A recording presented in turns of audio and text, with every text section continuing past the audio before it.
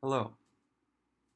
I just created this little graphic here to share with you this lesson that the creator gave me when I was, I think, 18 years old. I was a senior in high school and I had never done any drugs other than weed. And my friends wanted to try acid. And I didn't want to do acid because I had a pretty good life and I was afraid of messing up my brain. Um, so for some reason, we were at the beach one day, and I decided it would be a good idea to try a different psychedelic first that was legal, and that was called Salvia. So I thought I'll take um, a legal drug, psychedelic, and then if I can handle that, I will be ready to do acid. You know, and so I thought let's start there. So me and my friends we go get this legal drug called salvia, and I think we got 40x. And I remember I wanted to go more, and the guy was like looking at me like, dude, kid, I don't know what you're doing here, but 40 is gonna be plenty for you. So I take the 40x, I'm pretty sure it was, and me and my friends that I blaze with, and some extra friends, we go to the top of where I live, the top of the mountain that I recently blogged about. But anyway, we go up there, find a spot where we're looking out at the stars, and I go first. I'm like the leader of the group. It's like my hill, my idea, my bong. We shared it. It was at Illadelph with like rainbow label. But this is me here. This is the visible light spectrum, but I'm going to be using it as a metaphor, um, although it is relevant, very. Um, I had an out of body experience on the salvia, but I want to kind of explain briefly the story of my life at that time. Excuse me, because it's very, very interesting. So basically, I'm killing it when I'm a senior and I've gotten into college, UC Santa Cruz, and I'm dating this one on the right, and I'll call her A, and then I was in love with this girl on the top. We'll call her S, and these are real pictures I got from the internet of them, just to give you an idea. And so I'm dating the one on the right, but I wanted before that. So when I was a freshman of high school, I was best friends with S, and she loved me, and I didn't know that. Then my sophomore year, I fell in love with S, head over heels, and I approached her and said, "Will you be my girlfriend? I love you." And she had eyes for another man and just didn't like me like that anymore and said no. Gave me a hard no. And I was destroyed. And it was one of the first times I ever didn't get what I wanted. And she was so incredibly amazing. Her personality, as well as her appearance, her personality was second to none, and so I was in love with her, and it was the first time I was ever in love. Although there's another girl I should have put up here. She's also beautiful. I kind of loved her, I guess, but maybe that was after this. I think it was. Yeah, I think that was after. So I loved S, the blonde. She was my first love, and I listened to music thinking about her and pined for her every day and hung out with her every day. She was my best friend, but I loved her and she did not love me back. And I decided this is ridiculous. This is unacceptable. I have failed as a human being because all I want is her, and she doesn't want me back. So what can I do to get her, even though she said no? Is it possible? And most of you guys know, it's kind of not. Like, if you pour your heart out to a girl and she gives you a hard no, it's almost always forever. But I decided, even if it is I can't get her, I'm going to try my very best to become the most irresistible suitor possible, and then try again the last minute of senior year, or sooner if I can. But before she goes away to college and I go away to college, I will try to date her one more time. I'll pour my heart out to her one more time, because as a sophomore, beginning of sophomore year, it didn't work. But maybe if I work really hard for 2 years, I can try again. And that was my plan. That was my motivation. That was my everything. Was just almost as an experiment with reality. I was like, okay, so I'm not good enough to get what I want, but I have 2 years to prove myself to her that she's made a mistake and that I really am the one she should pick. So I will become godlike, basically, and then I'll get her. So I'm in my god progression of like becoming the best man I can possibly be. And she's, warming up to me. We're staying in touch, but I've completely given up my advances, because it's not like I'm going to check every 2 weeks like, can we go out? Can we go out? Can we go out? No, it's this total I don't even care anymore, being receptive to her friendship, but not ever making advances on her, and kind of just planning a 2 year plan. Now, during this 2 year plan, I date the girl over here named Jay, who's equally beautiful. I mean, she's just spectacular. Um, but I got to experience a girlfriend with her. Got to experience some sexual experiences and some Valentine's days, and she was really great. And personality-wise, what is amazing, but she was really insecure and like bulimic, so it didn't work out. So then I am living my life and trying to get this blonde, basically the whole time. And the blonde and Jay actually kissed at one point in a party, and it was the hottest thing I've ever seen in front of me. But that doesn't matter. Now we're living life, and senior year, I'm getting ready to go after blonde. I'm getting ready to go after S, and I am strong and good grades and basically no weakness in my game. And also, my idea of God was, yeah, maybe Jesus, but it was more of a personal relationship with reality. Like, God represented how things work, and I was just learning how things worked. And I had a good moral compass. Like, I wasn't doing anything evil. I was just like, you know what, God, I'm going to see if I can achieve S, because that's what I want. So, anyway, um, I, I'm living my life, and then A comes along, and she was like, excuse me for saying this, love, but she was kind of like an ugly duckling, where she wasn't ugly at all, but compared to what she turned into, which was a swan, looking back, it was almost like she was ugly duckling, because as a man looking at the radar of the girls, she was not on the radar. She was pretty and definitely not ugly, but she wasn't on the radar of like hottest girls in the school that you would talk about with your bros. These are my bros. They're taller than me. I'll get to that later. They're giants. I'm 6'1", and they're giants. They're like 6'10". So I am looking at her on Facebook, and I'm managing my own Facebook, and she's managing her Facebook, and we're kind of the two coolest people in school as far as get the most action on Facebook, like picture comments of like people trying to hang out with us or whatever. She's becoming a model. She's like has pictures as a model. She's dating the guy who this girl liked, I think. Every girl liked this guy. He ran her brother ran really fast, like fastest in the nation. But this guy was even faster, I think.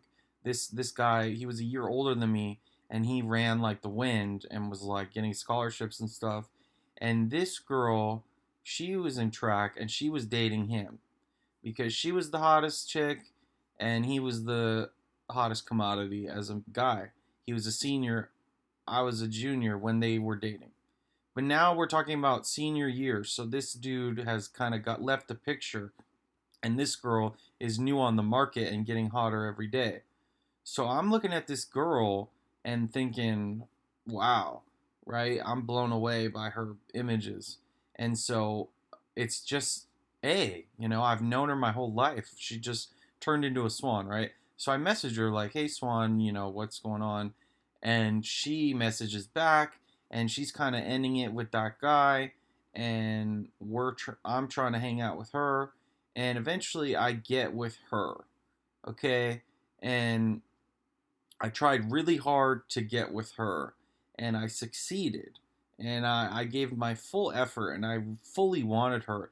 And I had kind of given up on S, or at least got temporarily distracted with A, because A was even prettier than S. S's essence or personality is still, you know, worthy of exploring, but A was the thing to do at the moment. So I'm with A, and I'm in ecstasy. I've achieved even better than what I was trying to achieve. But I'm still a little bit existentially confused, like, well, what do I do now? Because now I'm with A, let's say for another like 6 months. We dated for 2 years, uh, maybe almost three, but let's say let's say that while I'm with A in senior year, this Salvia experience is towards the end of senior year. So towards the end of senior year, um, and this is not where I've been. Like, here's me now. No, no, no. I'm still brown. You're still brown. Everything you know is brown, and I'll explain that. But first, I have to explain the setup of like why I think God showed me what He showed me. So I'm living life like the best life that anyone could ever live, basically, because I'm in California and I'm dating A, and S is warming up to me, and so basically I'm dating A, and S is in my English class. I'm still flirting with S, and she's kind of starting to flirt with me back, and then we get this English project, and you get to partner with whoever you want in the class, and me and her make eye contact, and we partner. Suddenly I'm dating A, but I'm in S's bedroom, and we're making a board game, and our minds are so melded together that we create the best board game ever based on Candyland, and it was even better than Candyland, and it got an A+. I got an A+ in the class because I was probably so focused for S. That was like my time to shine. Basically, as a sophomore, I knew if I could just be a god senior year when I have class with S inevitably, or I cross paths with her, she'll see that I've changed and then she'll change her mind. So that was my plan. But meanwhile, I'm dating A, and I'm like already with the number one girl in the school, hands down. She won the award for hottest girl in the yearbook. So I'm dating her and falling in love with her because we're kissing, we're getting intimate, and another reason I think God kind of chose me for this vision, that I'm only now really able to explain, is I was morally sound and I was trying to do the right thing with A in terms of, should I have sex with her? Should I not? Should I marry her? Should I not? I'm like very conscious of, in the grand scheme of God and me, what exactly should I do? And I think I'm doing it right. I'm not marrying her, but I am having sex with her.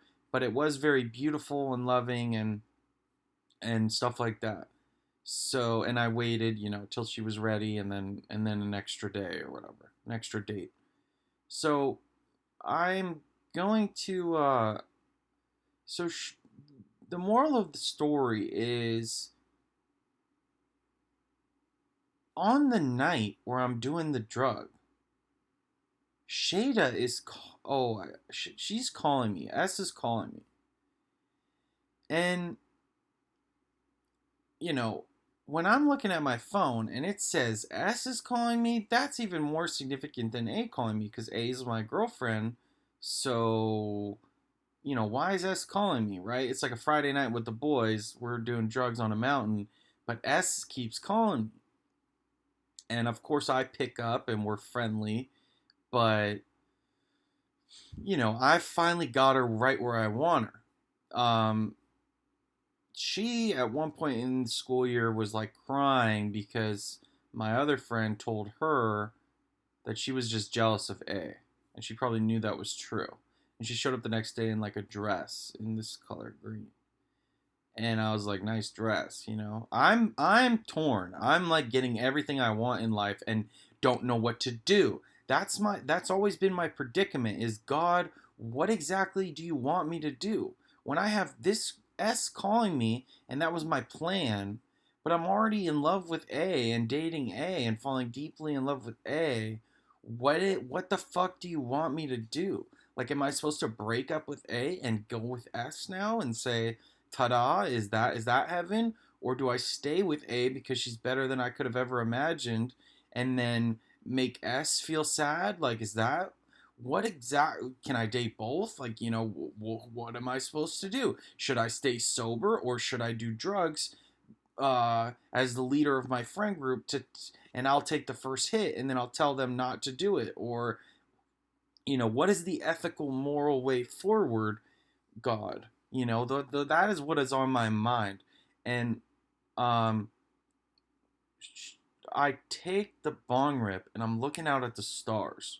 There's a bunch of stars, like a bunch of bright lights. And I, um, you know, I'll, my friend Sven, he basically says, hold it. He's like the drug expert. He's like, hold it in and for like 30 seconds or like a long time, and then blow it out, and then you might laugh or something. So give me the bong before you do that. So I hit the bong, I inhale, I hand the bong off, and I look at the stars, and the stars just fall away. Like, I'm still conscious and I'm looking at all the stars, and I remember I definitely felt different than a bong rip, but it wasn't happening yet. So I'm staring out at the stars, and I've handed off the bong successfully, and everyone's kind of watching me to see my behavior, and they're like, look at the stars or something. I'm looking at the stars, and I am not tripping for the first like 10 seconds, or like 5, maybe 2 seconds. I'm not tripping. I can see the stars. But then all the stars just kind of like, as if they were alive, they just kind of like went down out of the sky and disappeared. So they all were gone in a way that they were kind of rolled up like an illusion, like a tapestry was like of the stars was rolled up, and now all it was black.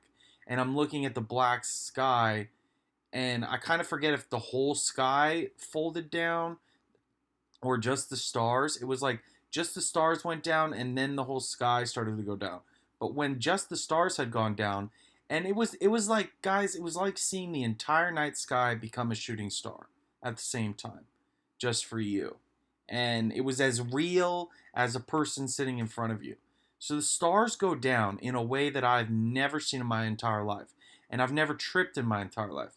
So I'm looking at the stars go down, and then I just start laughing, because what can you do? I have seen something that is completely impossible, and yet it is real. It was as real as anything that has ever happened to me. I know for a fact, basically, like from experience, internally, I know the stars aren't real, in the sense that they're not these floating permanent things like lights or suns. They are things that can be taken away or moved depending on your consciousness. So they all went away from me, and then I fell over onto the ground when the sky started to fall.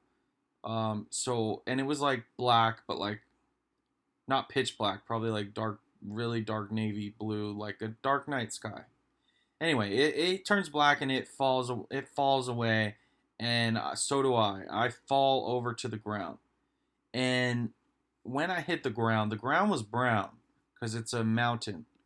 So I fall and hit the ground, and I lose consciousness, which is what causes the fall. But I still have some consciousness. So I hit the ground and I become the ground. Lots of people who have taken salvia know that you kind of become where you're sitting or what you are doing. Like you become like an inanimate object, and suddenly you feel as though you are it. So I became the earth. I was lucky to land on Mother Earth. So I basically became Earth. I know the stars aren't real. I know that I am Earth. I am not Max anymore. And when I hit the ground, the process of losing Max and my ego and my memories and everything, my girls and my questions. Well, I still had questions, but my ego was removed. My protective barrier of I'm Max and I have this under control. That was fading away. It was being just killed. It was being murdered by Salvia. And it was the scariest experience of my life, hands down, bar none. I experienced such fear because once I hit the ground and became the earth, I um it's called ego death, where if you haven't had a breakthrough salvia experience, you just won't know what I'm talking about, but I'll explain it just in case you're curious. This caused me to I'm gonna plug this in. I was so terrified of. I remember thinking, I am weak, and whoever is near me is strong, and I am vulnerable. And I think I was coming into contact with the Creator, and I felt so terrified uh, of I don't know if I was like, who am I? Who am I? But it was more of like I lost the comfort of knowing who I was. But I still had the acute sense of fear, just a primal fear of, it felt like dying. It felt like I'm about to die, is all it felt like. It felt like survive, survive, survive, survive. But I couldn't because I was powerless. I had no body. I had no mind even. I had no arms. I had no legs. I had no mobility. No anything. I was a prisoner of God in this moment. This being that was so much stronger than me, and I think also my giant friends maybe helping me off the ground or whatever they were doing. I felt that I felt helpless, you know, to these bigger men around me, and I was like unconscious. But anyway, I felt primal fear and ego death. And so I had all the emotions, but none of the thoughts of like, I'm Max. Because normally when you have an emotion like fear, you can get out of it by saying, yeah, but this will be over by tomorrow. But no, this was like a permanent hell almost, of like, oh my God, like just pure terror. Terror is the word, terror. So I'm in terror of ego death, just pure terror experienced by consciousness. Okay, and then suddenly it's all black, and I see this line. Um, and I've kind of added the brown here, but picture this entire visible light spectrum like this. I called it the rainbow line. Picture a line like this against a black background, and God is kind of talking to me, but I'm not viewing him like Jesus, like this. This is just a pretty picture I saw on Instagram that I thought would help with this. But I know that I'm dealing with God because he's showing me this light spectrum, and there's brown at the bottom, like shades of brown at the bottom.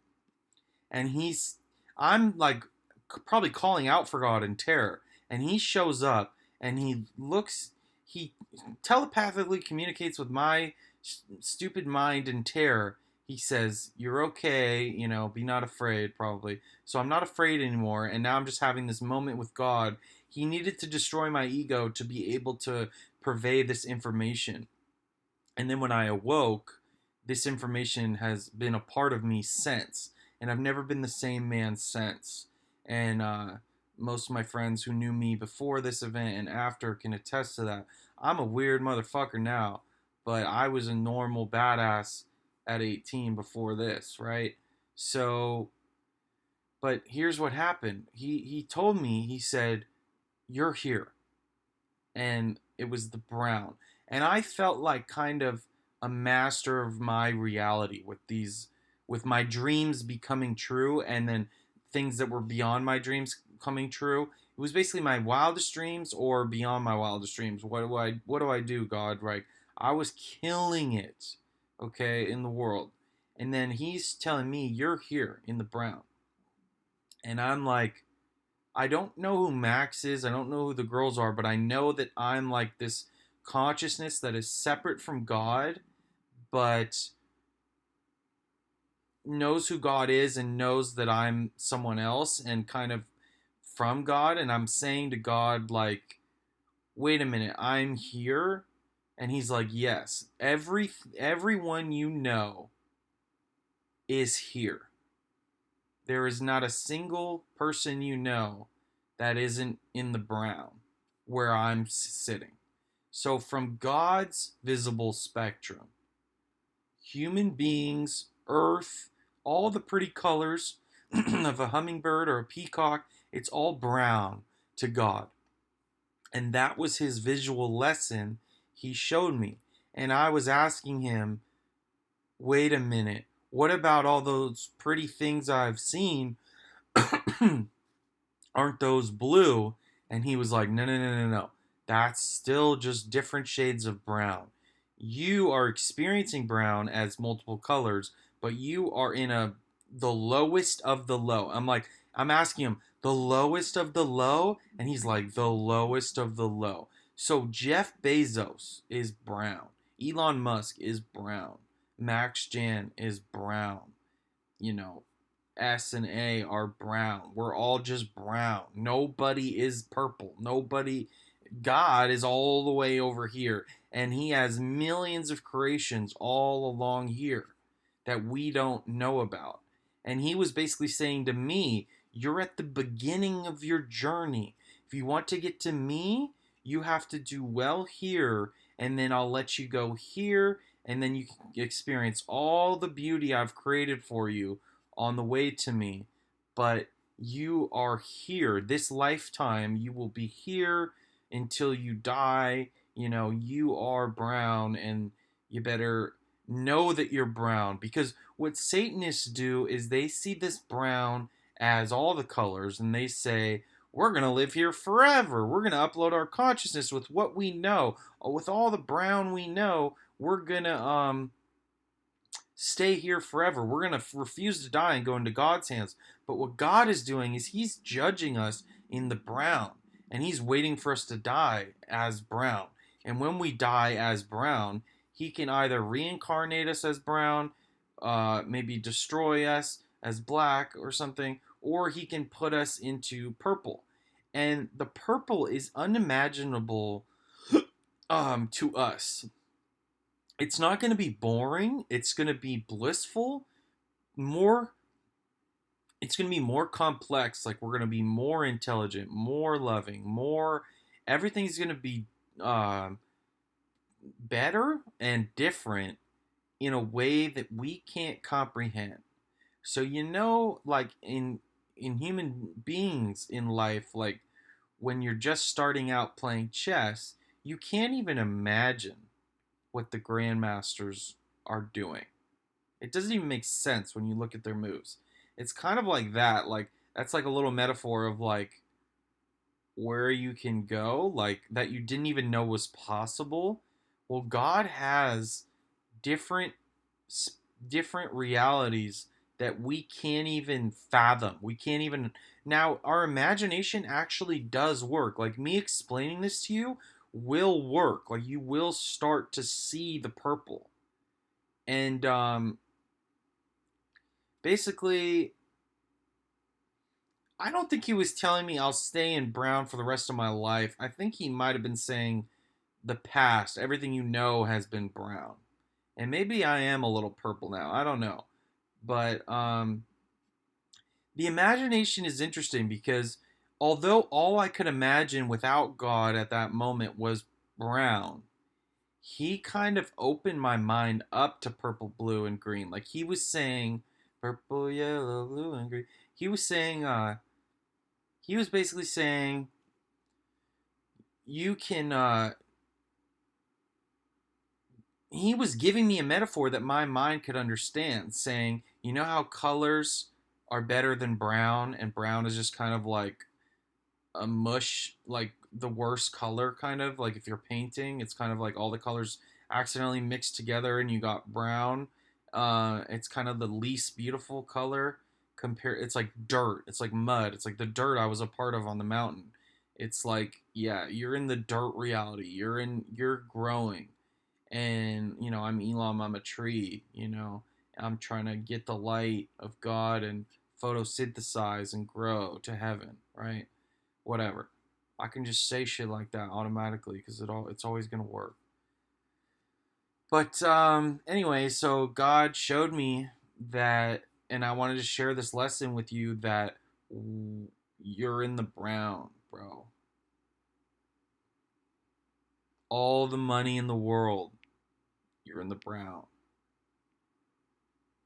All the women in the world calling you at the same time, you're in the brown. You just got a new promotion. Guess what? It's brown. Now, if you have a baby girl and teach her how to ride a bicycle, I think there's different shades of brown, and you're getting towards the light. If you stand in front of a bullet to save an old woman at a grocery store, you might be getting towards the purple. I don't know how this works. I just know that it exists. He showed me. And this was not me having this brilliant thought. This was me, a noble young man, genuinely asking God, what the fuck do you want from me? When she's calling me and I'm supposed to be loyal to her and I'm having sex with her, but I've always wanted to have sex with her, and I'm only supposed to have sex with one person, right, God? So shouldn't I marry her and just call it quits? Or what the fuck's going on with Blondie here? What am I supposed to do with my friends that I'm in charge of? They're all looking to me for answers and saying, Max, should we do acid? And I'm trying to follow you, God, and wondering what the fuck, should I open my mind up to these possibilities, or should I stay sober when I know I'm killing it? And anyway, there's more important things than what an 18-year-old knows. And maybe you're 45 and you know these lights, but basically the gist of what he was saying to me was, there are other realms of existence. Maybe in the brown you can, as above so below, you can participate in the purple and the blue, maybe by doing, like, being creative, you know like acts of creativity. Maybe I feel like you're getting close, but the gist of what he was saying was, no, you will die in the brown, and only I can bring you up after death. So, don't be afraid of death. Know that God has plans for you, and He is watering you, and you are a plant on the brown in the soil of the Milky Way galaxy. And he knows what's going on. He's smarter than you. He's smarter than me. I'm not smart enough at 18 years old to come up with this. That was God using what limited understanding I had and giving me a metaphor of saying, everything you know, all the pretty colors, all the pretty girls, think of it as brown. And what I have for you is 99% of the spectrum, and you can't even comprehend it other than this metaphor. You haven't even seen any of it. Now, at 31, have I seen some of this stuff? Maybe. But to be honest, I gotta go backwards. I gotta be that young man again and rule the brown, just so you guys know that I know what I'm doing here. I've been focused too much on the rainbow, but I'll come back to the brown and kick your ass if it helps you see this. I will. So that's my plan for 2023. I'm gonna kick your fucking ass in this brown area, so it's undeniable. But you should know that it's not important here. What's important is God and the path to God. And anyway, my mind has been opened so much. I hope this metaphor opens your imagination a little, because your imagination is an incredible tool. With this metaphor, you can now imagine more than you could previously imagine, because the most you could previously imagine was still brown. But I want you to imagine a reality where the stars fall away and God communicates with you directly, and he annihilates your ego before he does so. Because it wasn't Max talking to God, it was my consciousness talking to God. And then when Max came back, like the false construct, I remembered the light and the questions I asked and the answers I got. What the question I asked was, even the pretty birds? And he said, yep, they're brown. I said, I said, so there's other existences? He's like, yes, you're just not ready. So anyway, that is where we are. We are the brown reality. Everything you know is brown.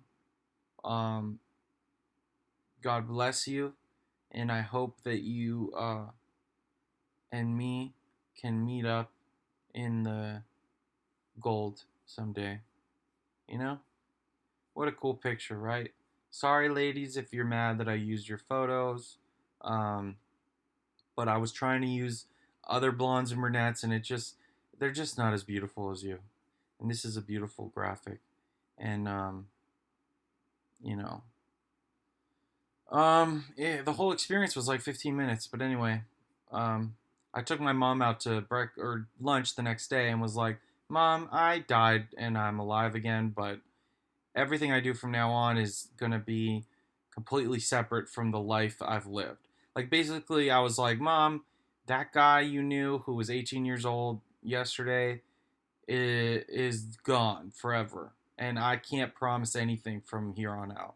I looked her in the eye and I told her that, because it was the most important thing that ever happened to me. I took my mom out to lunch. I was like, because I didn't want to tell my mom, hey, I'm experimenting with drugs, but I was like, you need to hear, Mom, I did a drug and something happened to me. It was an accident. I was trying to do the right thing instead of doing acid. I don't know why it's fucking legal, but here's what happened. The reason it's legal is because these dumb politicians that make things legal and illegal, if they smoked salvia, nothing would happen. Only certain people can have a breakthrough experience, and anyone who does isn't going to make it illegal. So it's kind of beautiful. That's why salvia is legal. It's also protected by some religions. Um, I can see why psychedelics get you closer to God. Anyone who tells you they don't, um, probably doesn't know what they're talking about, because this is the closest I ever got to God. And it was also the most terrifying experience, so it's not something I want to do again. But, you know, I don't know. God bless you, and God bless my friends, my mom, my girls, and they're not mine, but they were. And my God, and my listeners. Hoping to get 100 subscribers on YouTube. I got 8,000 page views, 8,500 page views in the last 30 days on my website, elamapla.com. That's alpha male reversed. Gotta go back into the brown and be a dominant man to turn some heads so they can see this spectrum. I mean, that's my 2023 plan, is to participate in the brown instead of denying its existence. It is real. This is where I am. I need to succeed here. Um, but I hope that explains why I don't give a fuck about what you give a fuck about. I could care less because I'm worried about what God showed me. All right. God bless.